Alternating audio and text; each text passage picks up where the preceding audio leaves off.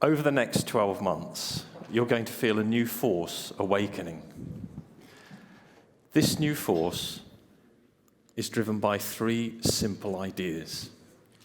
Each is small by itself, but together they represent a wave of change that's going to impact all of us. The first idea I'd like to share today is that site builders have reached peak feature. Peak feature is the point at which adding more features doesn't add any more measurable value. Now that we're here, us site builder vendors have one of two choices. We can either keep on adding more features and hope you keep falling for it, or we can make new product that really does add new value. Adding more stuff to old product is cheap, so it's always going to be the preferred choice. The problem is that it leads to a well-known disease, creeping featureitis. Creeping featureitis is a common problem for all kinds of mature software, not just site builders. And if you take a walk around the hall here at WHD, you can see that many kinds of software already have an advanced case of this disease. Luckily, the symptoms are easy to spot. If you see too many buttons, too many tabs, tabs on tabs, endless widgets, lots of panels and pop-ups, you're looking at creeping featureitis. Now, once this disease takes hold, it's only a matter of time before you end up with something that has more features than a Death Star. Now, the power of a Death Star may seem attractive, but it comes at a price. You'll need to spend a very long time learning how to use it wisely. Now, real people, at least most of them, aren't trying to rule the universe. They don't want to spend time reading the friendly manual. They want simple tools that are relevant to immediate problems. And that brings us to the second idea I'd like to share today. If you want growth, then you need products that are simple, because only very simple products have the potential for significant growth. Real people, the people who create and grow businesses, we sometimes call them SMBs, small medium businesses, or SMEs. But actually, they're just people who are trying to get something done. Web presence of any kind is just one more thing that SMBs are trying to get done today. Now, we do lots of research with these people. Our product is made especially for them. We want to know what they think, and mostly we want to know what's changing. And in the most recent research, we could identify two distinct groups. The first group, we'll call them the social ins, are using their site to drive traffic to their social media. The second group, we'll call them the social outs, are using social media to drive traffic to their site. Both are measuring success in relation to their social results because it's simpler than trying to understand traditional web analytics. Now, when we look a bit deeper about what's driving this relationship between web presence and social media, we can see that each SMB is creating its own web presence universe. Some of the planets in this universe are massive and visited frequently. Others are smaller and have less influence. But no two SMBs are creating exactly the same universe. With social media, there's always something new to try. So this universe is always moving and always adapting. This is the universe that site building and hosting and domain provision needs to live in if it's going to stay relevant. Something else that comes out from our research is that SMBs are always on the go.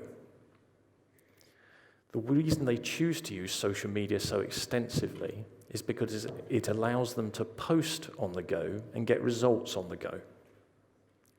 Their customers also like using social media because their customers are moving around too. So what we have are two groups of people, both moving around and both wanting to get something done in the moment.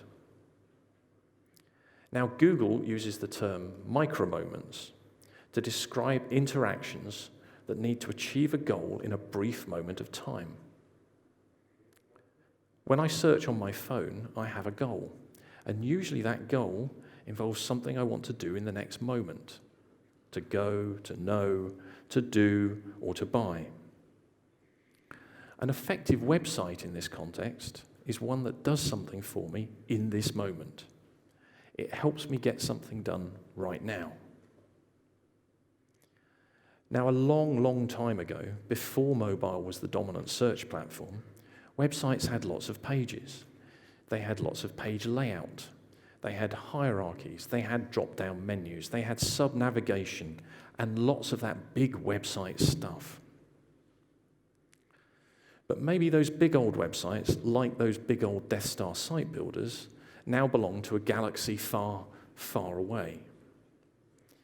Ask yourself about your own search habits. When was the last time you read a 20-page website? When was the last time you were even pleased to find one? The increasing dominance of the phone has changed our experience of using websites, and SMB's experience of social media has changed their expectation of what site building should be like too. And that brings me to the third idea I'd like to share today. Your customers now expect to get a great experience on any device. Only a complete experience of everything they need for web presence is going to meet this expectation. When SMBs use Facebook or Twitter or Pinterest, they don't think about the device. They just think about the action, the pinning, the tweeting, the posting. So social media has turned the phone into our primary web presence device. It's the one we use by default. Now, websites and social media are made from mostly the same ingredients: words and pictures. So it's very hard to see why they shouldn't both be equally available across every single kind of device.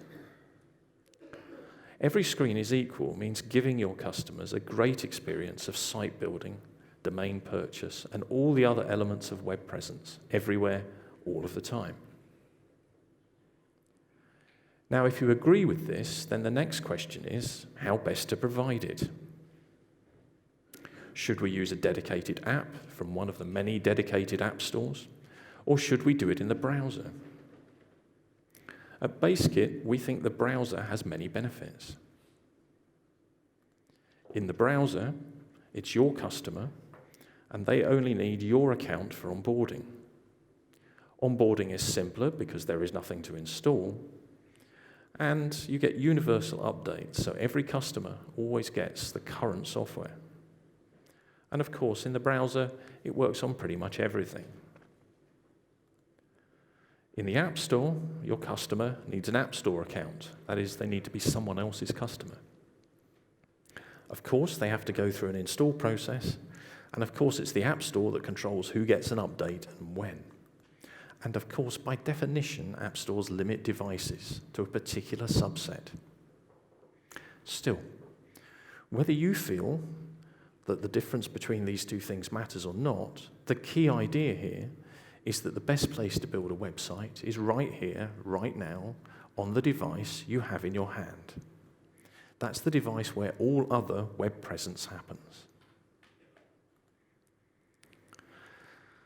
So these ideas then: peak feature, the idea that we can't go on adding features that don't add value, the idea that growth can only come from genuinely simple products, and the idea that every screen is equal and that your customers need a great experience on every kind of device are all simple, but collectively add up to a huge change. Now, some people are going to resist this change. The main reason they're going to resist is because change is expensive. Creating new software that genuinely adds new value is difficult, time-consuming, and expensive. So the site builder war, then, is a war of ideas. We think site building needs to be simple. We think it needs to be social. And really importantly, we think it needs to be mobile. unless it's all of these things, it's not going to be relevant to SMBs who've grown up with social media. There are other people in this show today, in this room right now, who think differently. They think that the future is about building a bigger Death Star. By the time we return here next year, this war should be almost over. So if you're here at WHD to choose a site builder, we hope the force will be with you and that you'll come and visit us today. Thank you. Thank you. We're actually running a little bit early, so if I can keep you on stage and Sure. just ask you more of a philosophical question than anything else. We are seeing, obviously, people are now building websites on their mobile because everything is going down there. We're seeing mobiles, we're seeing tablets. Yep. Do you think in 10, 20 years that the people who are out there selling everything are going to be selling to businesses who have left desktop PCs behind? Are the sales teams in 10 years going to be just having a few tablets and a big cloud database and not much else? Absolutely, I think that. And you can already see the beginnings of that trend now because we're already encountering people, micro-businesses, startups, who regard a laptop as something that they can go days, sometimes weeks without touching. That focus, that cloud focus, ends up in everything being available on the device that's in your hand. And that's usually your phone, but it could become all sorts of other devices. We can already see people now starting to use watches and all sorts of other things for tasks that once upon a time required a trip back to the computer. So yes, I think the computerless, the desktop-less age could be not so far away. Although I'm guessing there isn't a BaseKit for watchOS just yet. Not yet. All right, ladies and gentlemen, please give a warm round of applause to Gordon Plant. Thank you.